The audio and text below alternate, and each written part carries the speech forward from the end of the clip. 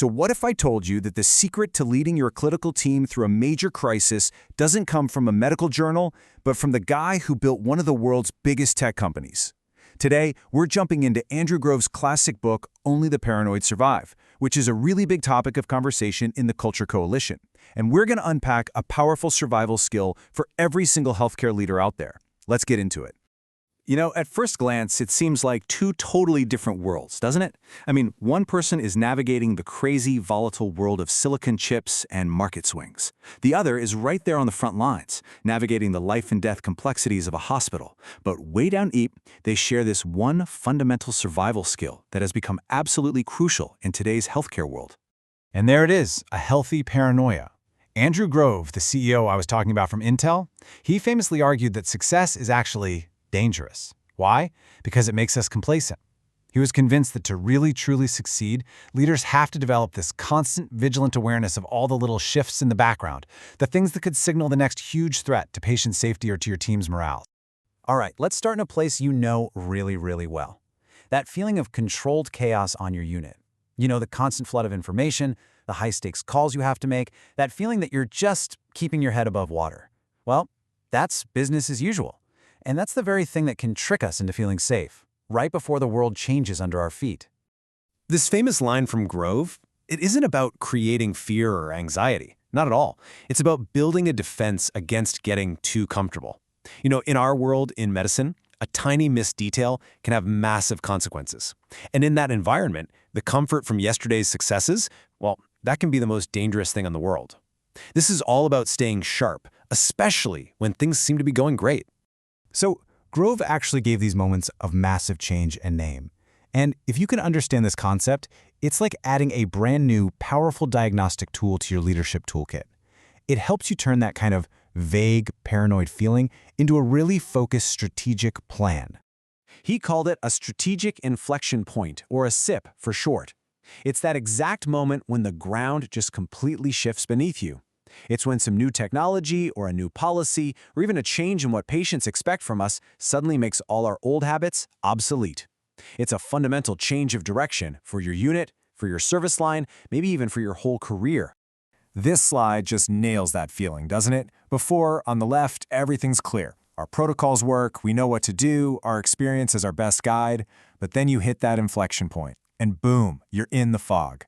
The old map is useless, the future feels totally confusing, and relying on what worked yesterday might just be the biggest mistake you could possibly make.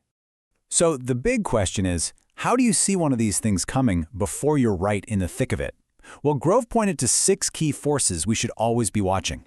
And we can translate them, one for one, into a diagnostic toolkit for any clinical leader. Let's break it down.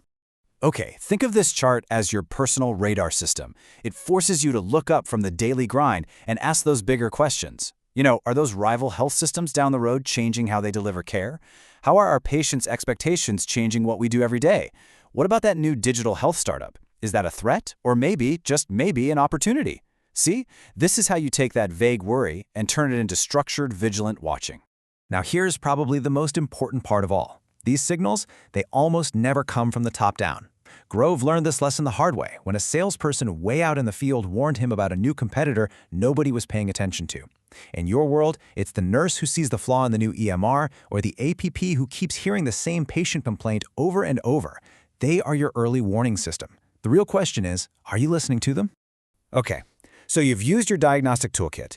You think you've spotted a potential inflection point. The diagnosis is in. Now comes the really hard part. What's the treatment plan? How do you lead your team through that thick fog of uncertainty that always follows?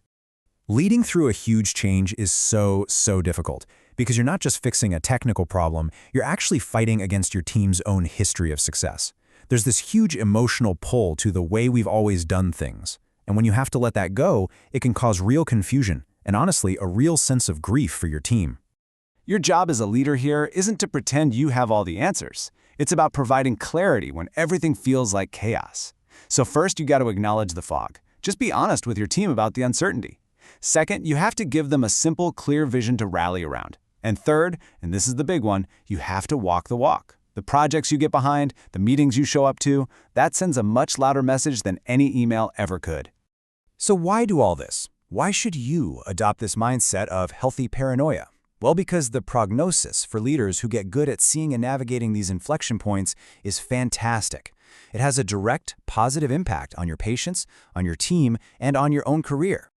Look, when it comes right down to it, this isn't just about surviving one crisis. It's about building a clinical team that is more resilient, more adaptable, and that can actually thrive when things are constantly changing.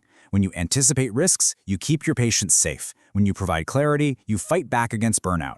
And when you do both of those things, you become the kind of leader that your team and your entire organization absolutely cannot afford to lose. Let's be real. The threats of tomorrow, they're coming, whether we like it or not.